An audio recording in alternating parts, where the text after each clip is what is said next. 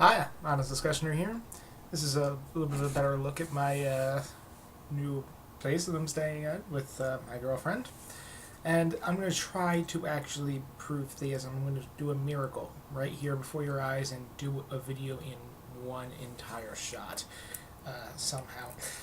First off, I want to start off by thanking Prof. MTH for this wonderful bottle of Knob Creek that he gave me for Christmas. We exchanged gifts. He got some of my Sam Adams and a bottle of my favorite red wine, and he in turn gave me a bottle of really, really good Pinot Noir and a bottle of Knob Creek, which I'm finally getting to. I was saving it for last from all my Christmas stuff, so thank you, Prof. If anyone hasn't seen his video on DOMA, Defensive Marriage Act, I'll link it in the underbar. You really should see it. It's one of his better videos, which is sort of like pointing to a Scorsese video and Scorsese movie and saying, yeah, that one's one of his better. Prof's really great. I don't think I need to tell most of you that, but yes. Anyway, moving on. This video is a response to Tool Time, Nicotine, Das American Atheist, Jasper Abbey, all you guys. This is about philosophy versus science. Thank you again, Prof. There's been a bit of a battle here on YouTube. There are people, a lot of people, who are very pro-science. I think the quintessential example here is Thunderfoot. And then there are also the philosophers, and at times we quibble over which one is superior over the other. So the people that are pro-science claiming that it's really the only way we can come to truth. People on the philosophical side pointing out that if it wasn't for philosophy, there would not be anything such as science. This basically all started with James, Das American Atheist. James, it is all your fault. I'm blaming you for the entire thing.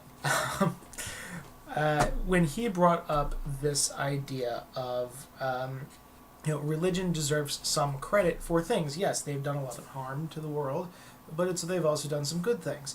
I agree with him for the most part that you have to give the devil his due.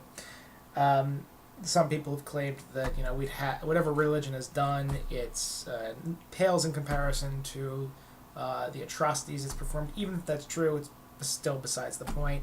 Others have pointed out that religion, that we'd have these things without religion. Sure, we'd probably have the theory of gravity right now without Newton. That doesn't mean we don't give Newton credit for it. And I had one criticism for James, but it wound up not being an appropriate one. I talked with him about it, and he wasn't trying to say what I thought he was trying to say in his follow-up video. But then we have Tool Time coming out. And responding to James's video, in a sense, actually just mentioning it. And Peter, I love you, man. I gotta call you out on something here, though. If you haven't heard of Tool Time yet, you really should subscribe to my channel, to his channel. He's in my top 10, top 5 at least, on my channel recommendations page, and I don't see any reason why he's going to be leaving anytime soon. Makes great videos, great points, smart guy. Went to the Creation Museum with him.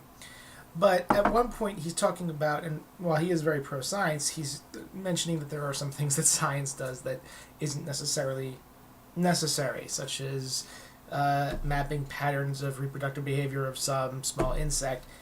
And I think, if I'm understanding you correctly, Peter, you're trying to point out that this doesn't actually have any practical implications. That is, and I hate to say it, what I would call the Sarah Palin fallacy.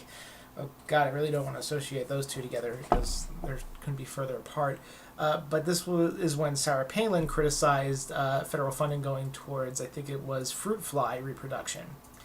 And, she was basically trashing science because these people are wasting their time with fruit fly reproduction, when they actually found out that the reason they're doing that is because the more they learn about that, the more they're actually able to get closer to a cure for Down syndrome, or at least helping people with Down syndrome, which is a problem that one of her children suffers from.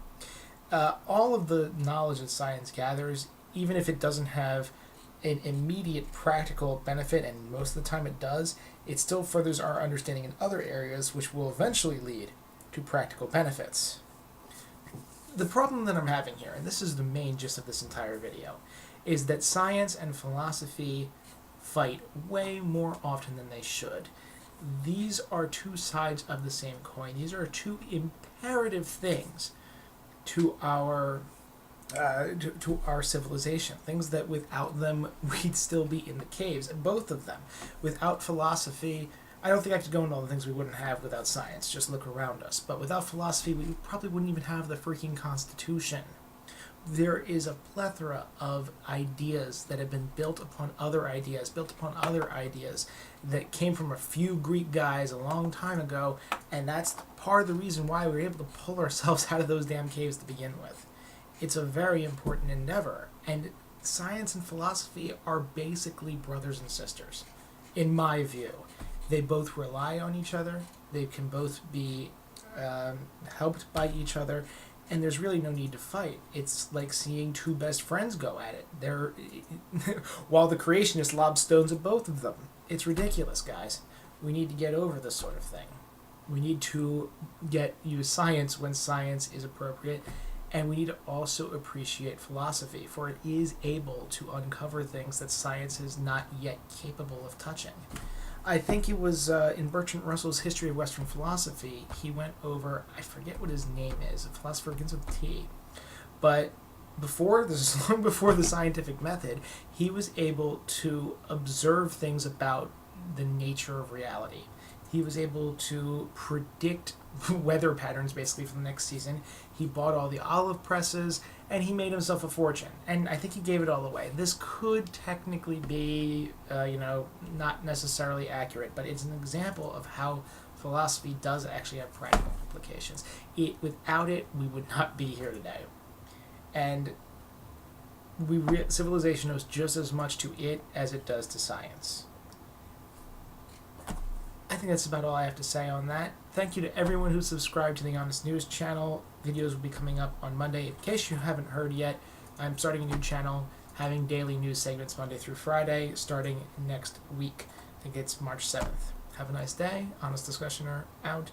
And again, thank you to Prof. MTH for the bourbon. See you later.